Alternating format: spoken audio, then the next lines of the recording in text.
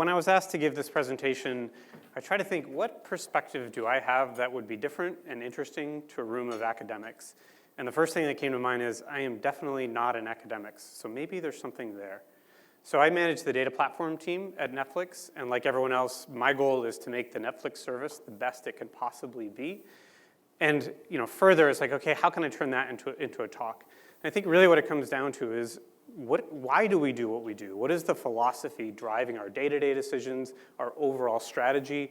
And then fortunately, how we do things is drastically different than most companies. I think it's a heck of a lot better. I'm very biased, but you guys can judge that by the end of this talk. But first, some context, just so you know, like, why am I here? What is big data at Netflix? So just about all of Netflix is in the Amazon cloud. There's a few peripheral things, like our CDN network is outside it, and Teradata Cloud I'll talk about a little bit soon. But just about everything is there. There's a little sliver of billing that is left in our data center, and that's just about out, and then we will have no more data center. As far as big data, we process about 400 billion new events every single day. So these are things like, are you a member or not? What A/B test cells are you in? What is the quality of our service to our various subscribers or UI interactions? So just tons and tons of data being logged and analyzed. And then what is the data platform that does this analysis? So we're in the process of moving to Kafka as our data pipeline. That's the thing that's going to have the 400 billion events. We still have a custom pipeline called Suro right now, but we're moving over for community support and for better durability and simplicity overall in our architecture. And then the backend store for just about all of our application servers is Cassandra. So this is, are you a member, are you not? What A/B test cells are you in? All that is Cassandra, which is really, really fast for reads and writes. It's not good for analysis, though. But fortunately, we don't do it for analysis. Aegis is an open source project that we put out, which is how to get data out of Cassandra in bulk to do that analysis that I said Cassandra's not so good at. And then we put all this data into S3. S3 is what we consider like our Uber data warehouse. So this is like an infinitely scalable object store within Amazon. And it's been a really powerful concept for us, having everything sort of fan into this massive data structure. And then how do we process the data? At a sort of ETL layer, we use Pig and Python on top of Hadoop, and that aggregates the data down. It might say, here's the actual columns I care about from the Cassandra polls that I did, or let's join together events on you stream this, and you're in these test cells, and was it a good test or a bad test? So we use Pig and Python for that aggregation. And then Hive is used heavily for ad hoc analysis against this big data. Now, more traditionally, we have Redshift and Teradata. I still am waiting for Redshift to come up with a better logo so it doesn't look like 3 paper towels. But this is sort of more of our fast, good integration with BI tools. And some of those tools are MicroStrategy and Tableau. So MicroStrategy, enterprise reporting, Tableau, ad hoc analysis. The lines are blurring a bit between those. A lot of people are using Tableau for enterprise reports. And then when this doesn't quite fit, or when this is too heavy, especially for our engineers, we created our own little ad hoc, super lightweight in-memory reporting tool called Sting. And you can take the results of a Hive query, load it into memory, and then slice and dice it however you want. And this is probably the first philosophical tenet I'll throw out there, is that one thing we've tried not to do here is to innovate. So it sounds really counterintuitive, but we're trying to keep the reporting tool very, very intuitive. That's why we create it in the first place. And if we keep adding new features and new features and new features, at a certain point, it becomes we're building MicroStrategy over again.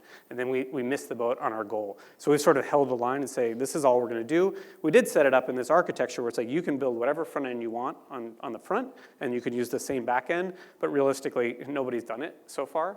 But I think at some point, somebody might. But the goal is that we want to keep it light. We want to keep it simple.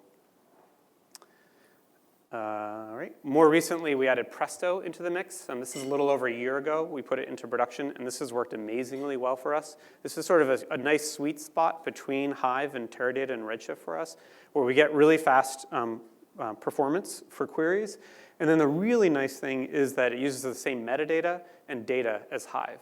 So that is really what sold us on it, is that we didn't have to do another migration of data, keep it in sync, deal with restatements, all that stuff. We just run it when we do. And our general pattern is if you're working with S3 data, try it in Presto. If that doesn't work, then do it in Hive.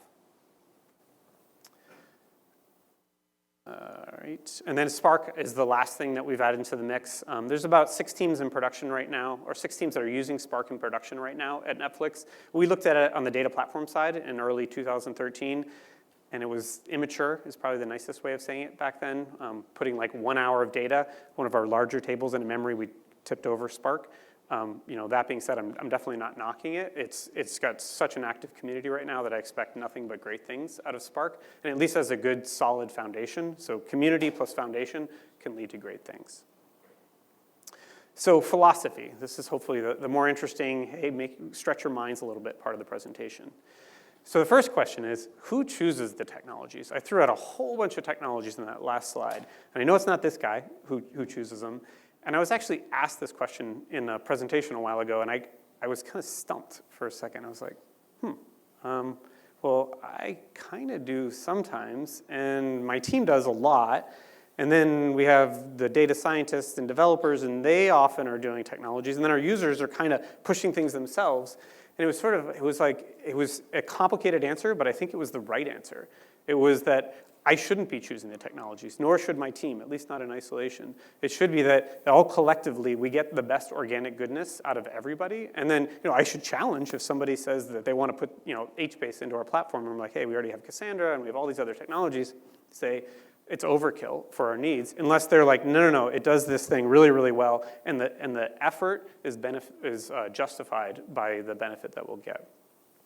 So this is very important. It's like who actually chooses the technologies, and it shouldn't be one person or you're doing something wrong.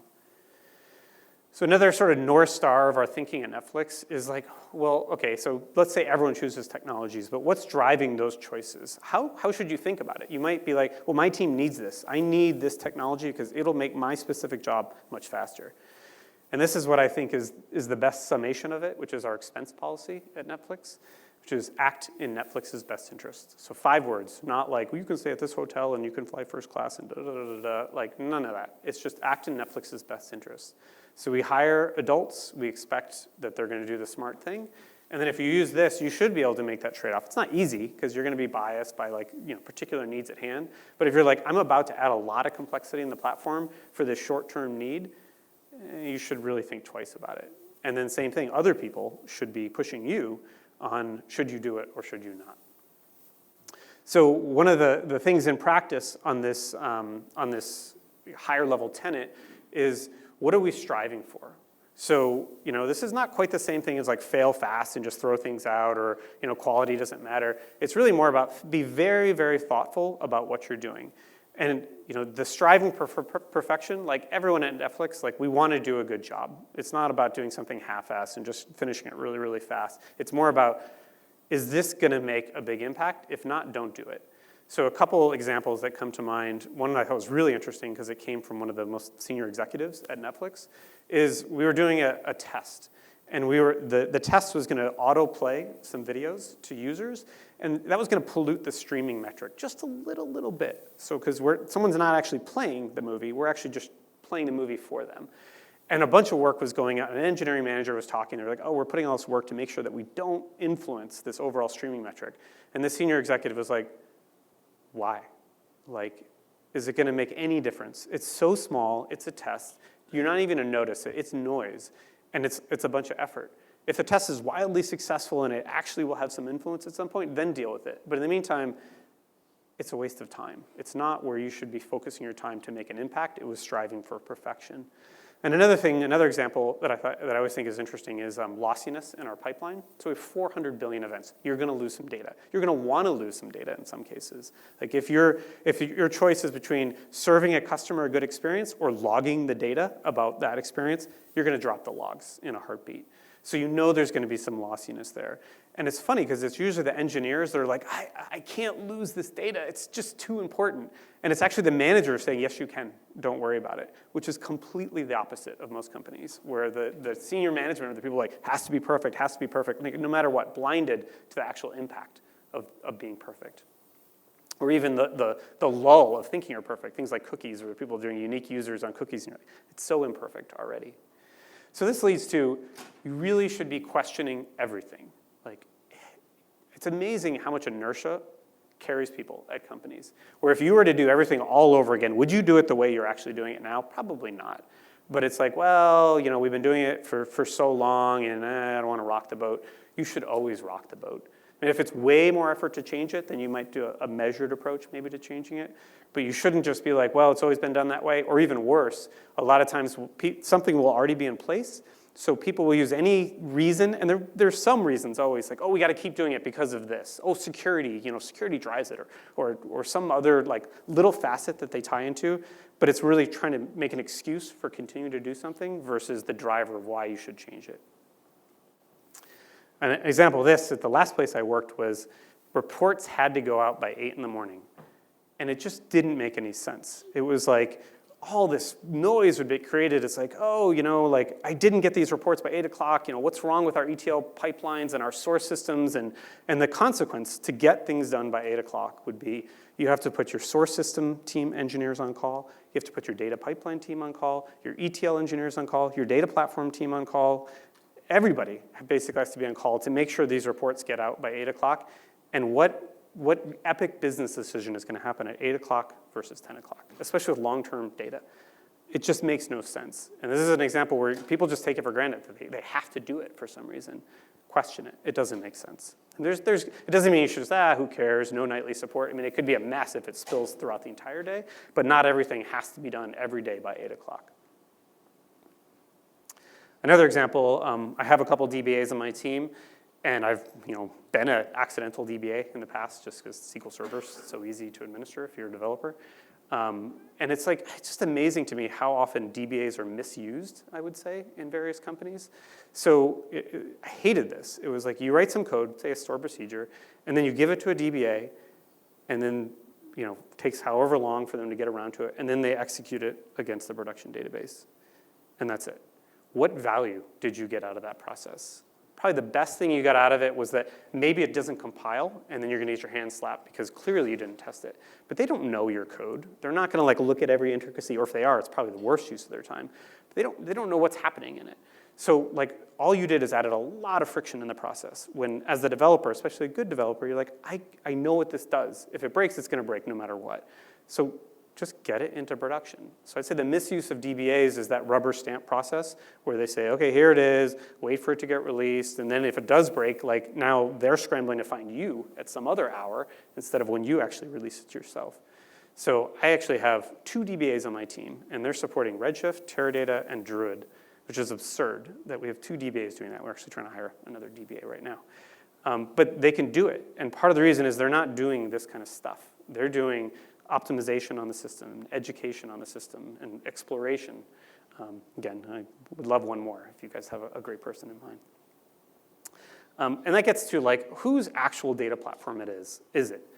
I manage the data platform. We do the operations for it. We do a lot of the architecture for it. But I think what really gets people into trouble, or could get someone like myself into trouble, is if I think it's mine. Because I'm the architect and I own it, that's a very, very dangerous place to be. It is yours meaning the users of the system at the end of the day. And that's going to keep me out of try to decide, be paternalistic, or make decisions for these people.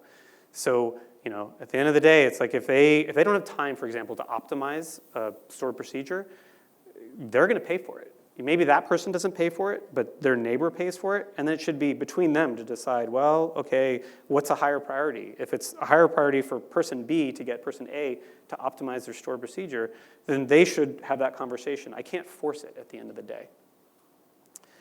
But in order to do that, what my job does become is I got to make sure that I provide the visibility so that someone can actually have that conversation. If I don't, then unfortunately I do own the data platform.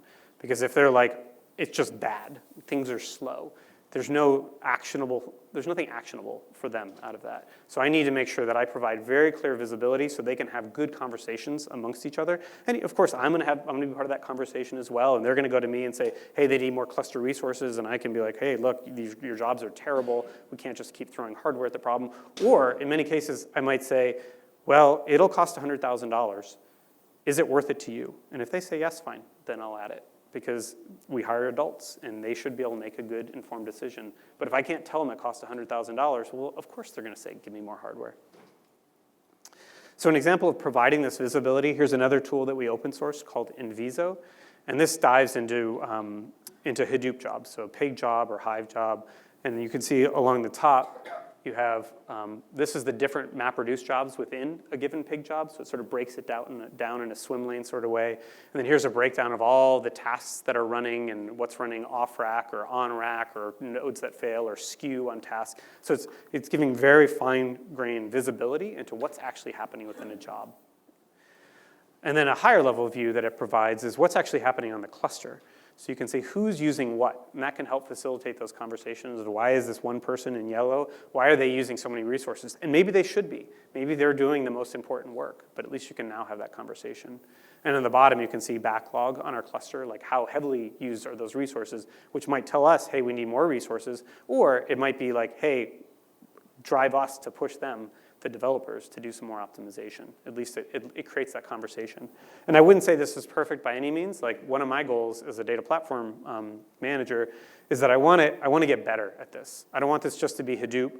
I don't want it to be like you're doing a little treasure hunt or long like tasks in Hadoop. I want it to be, here's visibility in your platform. You can just look at it intuitively, kind of like I talked about Sting, that reporting tool, and just understand what's happening and have good conversations. So one thing that, now I said I don't own the platform. Now the people who want to use the platform will sometimes say, well, all I want is I want all of the data and I want to be able to join it in any way that I possibly could do, and I want it to be super, super fast. That's all I want. And then I say, well, that's really nice and it is your data platform, but sorry, you can't have that. And this gets to my most academic part of my presentation, which is what I've coined the FLES theorem, which is actually not a theorem, I just made it up. And someone else might have made this up in the past, so I apologize if they did. But it's something that it's near and dear to my heart as a platform architect and manager, is that there's three facets here, and you can't have all three in full. So it's not the CAP theorem that has three facets that are trade-offs. You can have a little bit of each of these things, or you can have a lot of a couple of them, but you can't have all three. So an example is Hive. For flexibility and scale, you can join data arbitrarily. You can scale up to just about any size of data, but you can't get lightning fast performance. It just isn't going to happen. Or you can have flexibility and speed. You can use various in-memory databases, or even if you're a small enough scale, MySQL can be fine, lightning fast performance. Just don't expect like ultra scale at the end of the day without a lot of work of sharding and all this other stuff. And then you're starting to compromise in your flexibility. And then speed and scale, you have systems like Cassandra or Druid, very different systems. For Cassandra, you model your data for the kinds of questions that are going to be asked, so you've lost a lot of flexibility there. You can only answer those questions efficiently. And then Druid, you pre-aggregate your data and you can't join it, but it's lightning fast for interactive like report application performance, and it scales out well. Or there's more balanced trade-offs for some technologies like Presto or Teradata. And balance doesn't necessarily mean better. It just depends on the use case. Like if your use case is you need speed and scale, pick one of those technologies. Whereas Presto versus say Hive, you're going to get faster performance, which is great, but you're not going to get quite the scale that you'll get with Hive. Or Teradata, once you start getting to a certain scale, you're going to be making trade-offs. You're going to be distributing data across different nodes. That's going to hurt performance. Or you're going to start doing aggregations, and then you're going to lose some flexibility. So there might even be inherent like developer type trade-offs you have to make. But you just can't have all three in full. I think that's the important key. And if someone can mathematically prove this, I'd love it. And give me a little footnote credit or something like that somewhere. The next thing I want to talk about, it seems old hat at this point to me, like get into the cloud, although so many people still aren't there. And I just wanted to distill the thinking of why we're in the cloud, just so that you have that sort of handy, quick reference. And cost is usually the main question that everyone asks is it much, way more expensive? Is it way cheaper? And I always just say, it's the wrong question. It's the wrong lead-in question. It's not unimportant by any means, but if that's the way you're thinking, you've missed the boat already. So what are the right questions? So one is, what do I get for it? So one thing you get is you get elasticity. And elasticity lets you grow naturally, which is huge. You look at Netflix, we've exploded over the last few years. We've exploded over the last 10 years. And we didn't have to plan for all that stuff. We could let the hardware sort of scale up with us. And we didn't have to pre-provision and then you get hosed if you don't have enough, or you've paid so much for stuff you don't need. You can also handle spikes. So these are either natural spikes, like the Christmas Day sort of phenomenon, or the spikes you want to create yourself. Like suppose you're behind on ETL. Oh, got to get those reports out by 8 o'clock. You can scale out your hardware if you need to, and you create your own spike where you get a whole bunch of stuff done, and then you're finished. Now the qualifier on that is reservations. So it's not completely elastic. I mean, we reserve almost all the hardware that we use 24/7 for Netflix. It's actually cheaper even if we don't use it. But it's not everything that we're reserving. So it is definitely a qualifier. But the nice thing is that if we need a little bit more, we can always tap into that, even if we don't have a reservation. And then for some companies, there's a spot market where if they can deal with like, hey, if it's available, use it. If not, don't. We don't use it too much, but I imagine we'll probably start using it more and more in the future. The other big thing about the cloud is services. It's even in Amazon's name, Amazon Web Services. And these are things like EMR, SQS, S3, so EMR, Elastic MapReduce for Hadoop, or Simple Queue Service for messaging, or S3, that massive object store. So they're just there, and they're ready for action. If you need them, the services are there. You don't have to build them from scratch or be scrambling if you need it suddenly and it's not there. And even better, if you don't need it, you don't have to pay for it. You didn't pre-build something you didn't need. And it really lets you focus. Like, I build a lot of plumbing on my team, and I love building plumbing, but I don't want to build plumbing. If I don't need to, if someone's already doing it for me, I should take advantage of that. As far as redundancy and global presence, we would be hosed right now if Netflix was running out of a single data center, which is what we were back in the DVD days. So we're very multi-DC in the cloud sort of terminology now, multi-AZ, multi-region. We're international as well, so that would have been such a pain, legal and provisioning hardware, and you have no idea how big you're going to be. Didn't have to worry about that with Amazon. I mean, it's not perfect because we're growing so fast, and we got to make sure Amazon is keeping up with us in some cases. But it's been such a win over trying to build it ourselves. It would have stopped us, or we would have had to serve a lot more traffic out of the US, which would have slowed down the experience for Europeans, for example. So why not to do it? This is, I guess, important. I don't like these reasons, but I guess they're important. The first is like if it's just going to be a battle within your company. If like every day security and management, everyone's like just locked together and you're not going to get anywhere, well then okay, fix that problem first because there's just no point in just making it painful for everybody. The other is don't go into the cloud if you're not going to get a cloud mindset. If you're just going to take your data center stuff and forklift it to the cloud, you'll have a bad time. So some of the things you should make sure you do is like self-service. If you're going to lock away the system like you might do in a data center because you don't have the hardware for everyone, don't bother. Another is things like distributed systems. So for both distributed systems and auto-scaling, you don't want to take like a monolithic Oracle and put it in the cloud and be like, okay, now you've got no real cloudness out of it. You can't say, oh, I've got a whole bunch more subscribers, add, or horizontally shard out more systems. You want to make sure that you can take advantage of the cloud. And like auto-scale, you need some more, just scale up automatically. Don't even think about it, it just happens. And so on. This could be a whole nother presentation on all the things you need to do to be in the cloud. And then one of the last few points is, in a few cases, specialized hardware is required. I think this is less and less so over time, but that might be a reason where it holds you back from using the cloud. And then finally, at a high level, if you're one of these guys, if you're this big, where you're a really big fish in the cloud pond, then that can be dangerous as well, because you don't want to be like any move you make, it's like a stock market type thing. You big fund manager and you move the entire market by making a change. But Netflix is quite big, so it's not like you have to be a minnow in order to use the cloud. So back to cost, like, is it cheaper? Is it more expensive? There's no question for us, it's been a huge cost savings. Now, if you try to break it down to like this one specific machine, if I try to, in a data center, like it would cost this, and in a cloud it would cost this, like you've already missed the boat thinking that way, because first of all, it's so hard to do with like power and real estate and like overall costs of infrastructure and management of the vendor, but it's like, it's a holistic decision. It's all these other things that you're gonna get as well that factor in along with costs. So I wouldn't even say the cost is, I don't even know if it's a little bit higher or not, but it's an academic question. At the end of the day, it's like, it does so much, it actually prevents your growth by not going into it, which is an even higher cost, an opportunity cost. So another technology tenet that I wanted to throw in here was something that's near and dear to my team is providing both black boxes and building blocks. So black boxes are just throw your stuff in and you'll get your results out. And building blocks is, well, that's all well and good, but I have these niche, nuanced needs. I need to stitch it together in my own way. So a couple examples on that. So the black box type way is that one initiative we have right now is we're trying to bring all of our ecosystem together into one really easily digestible interface so that if you have interactive needs, just go to our big data portal and it should take care of it. It'll either take care of it directly or it'll be the launching point to other tools like perhaps Inviso. So this lets you do things like, look at your schemas in S3 and what's happening for scheduling, and you can just run queries here. So you can throw a Presto query in, a Redshift query, a Teradata query, a Hive query, write a pig job, all in this nice user interface. And then, boom, you run your query. You can be blissfully unaware of all the cluster, like how many nodes are out there, or if we had to do a red-black push because a cluster was going bad. You just run your query, and it happens. And then after it starts running, you can see all this information here. You can kill your job. You can link off to more details in Genie, which is our layer on top of Hadoop, our RESTful API.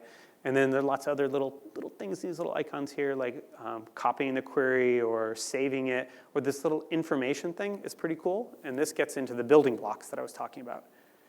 So if you click on that, it goes into basically the API that is behind this interface. So everything in this entire interface uses code that you can take yourself and do your own thing with it. Those are the building blocks that I was talking about.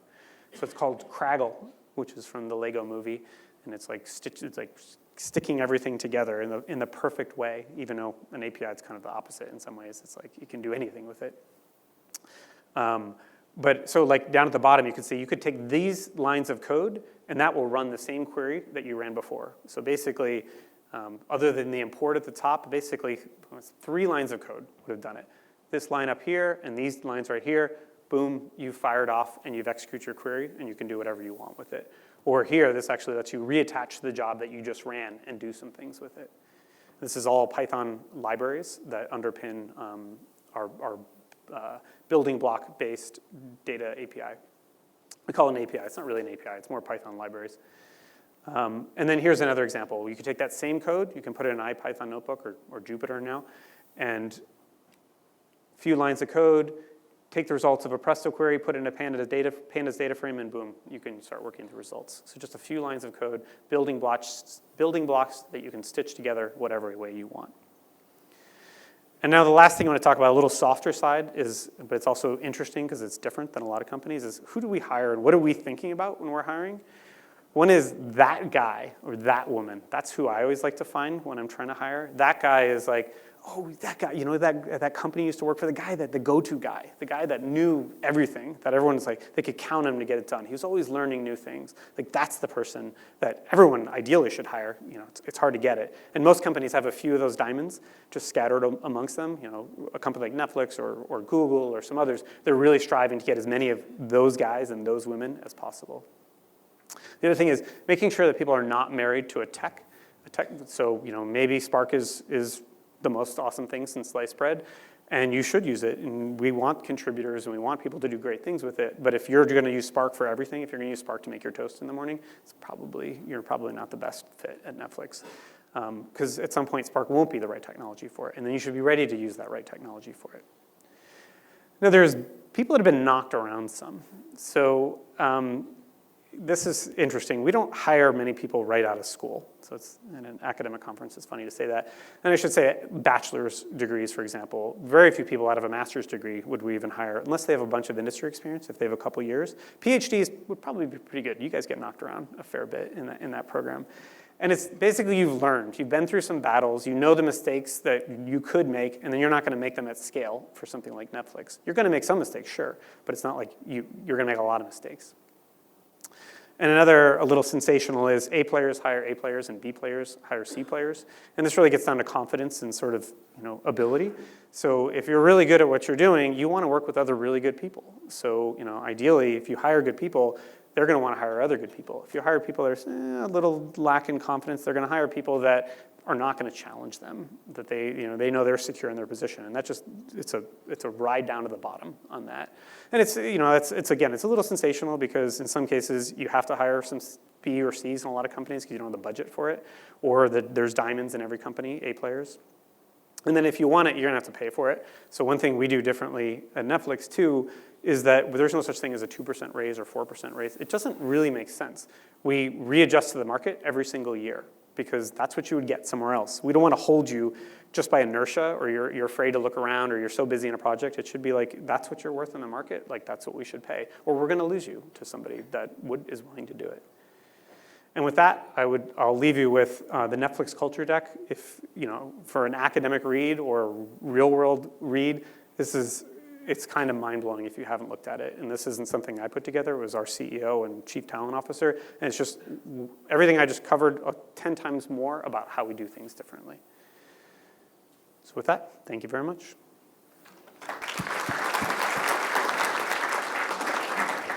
Thank you. So we don't really have much time, but maybe like one quick question if anyone has a burning question. I'll be around during the breaks and happy to talk about whatever. Tim? Yeah, this is a very practical question.